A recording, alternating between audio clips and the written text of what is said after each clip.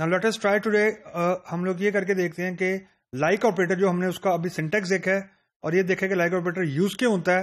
Now let us try to do the implementation part of the like in SQL.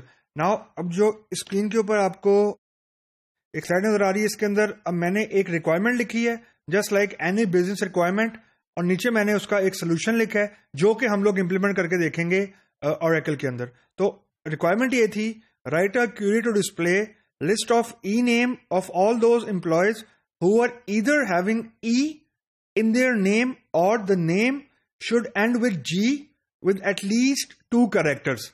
अब ये एक requirement है.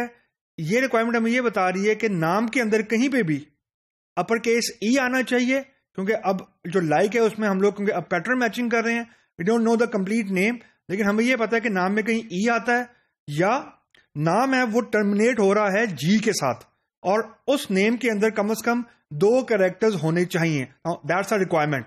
अब यहां पे आपको नजर आ रहा होगा कि we have to write a pattern. आपको जो हमने यहाँ पे पैटर्न लिखना है, क्योंकि हमें कंप्लीट रिक्वायरमेंट नहीं पता, हमें अ पार्ट ऑफ रिक्वायरमेंट पता है. तो just see one of the solution.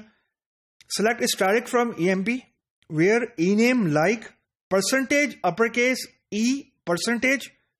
अब ये हमें जो परसेंटेज है, परसेंटेज हम लोग इसलिए यूज करते थे कि we can match any number of character including 0, और यानी ई से पहले मैंने परसेंटेज लिखा है, इससे मुराद ये कि ई से पहले कोई भी कैरेक्टर आ सकता है.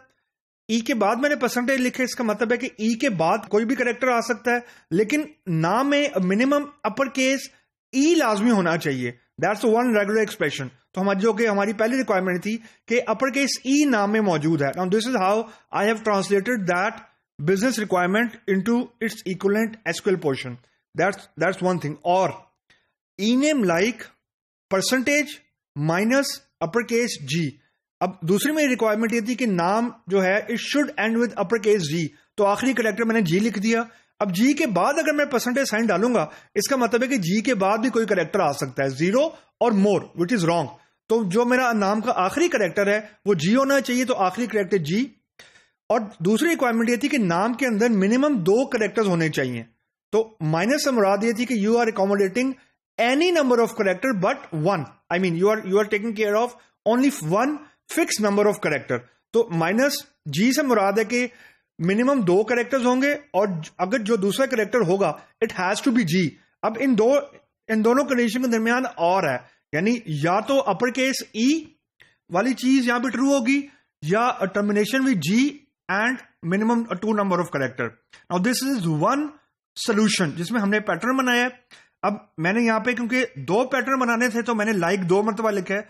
अगर मुझे कोई तीसरी कंडीशन लाइक के साथ लिखनी है तो मुझे एंड और करके फिर दोबारा से लाइक को रिपीट करना पड़ेगा.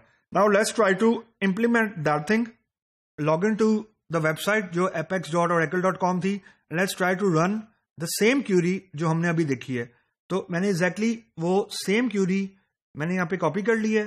Select static from EMP where E name like percentage E और E name like percentage minus G.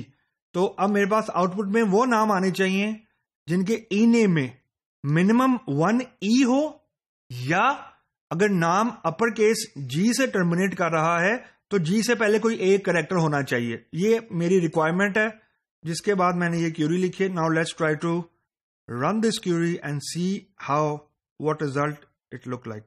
तो we have to look for E name. अब ई नेम में देखें ई होना चाहिए हर नाम के अंदर.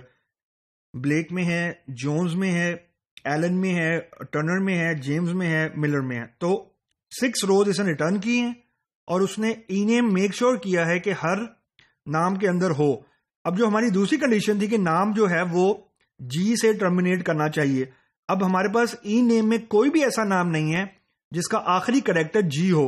तो लेकिन क्योंकि दोनों के दरमियान और था, कोई भी एक कंडीशन ट्रू हो गई है तो उसने यहां पे हमें रिजल्ट आउटपुट में कर दिए. तो now let's try to play around. अगर मैं एंड को और से रिप्लेस करता हूं तो लेट्स सी क्या मेरा रिजल्ट यही रहता है या चेंज होता है. Ideally it should change. तो नो डेटा फाउंड. फाइन. क्योंकि अब बीच में एंड है, इसका मतलब है कि नाम में कम से कम एक ई भी होना चाहिए, क्योंकि हमारा एक एक्सप्रेशन ई का है, और दूसरा है कि उसी नाम के अंदर जो आखिरी करेक्टर है वो जी होना चाहिए, जी से पहले कोई एक करेक्टर हो।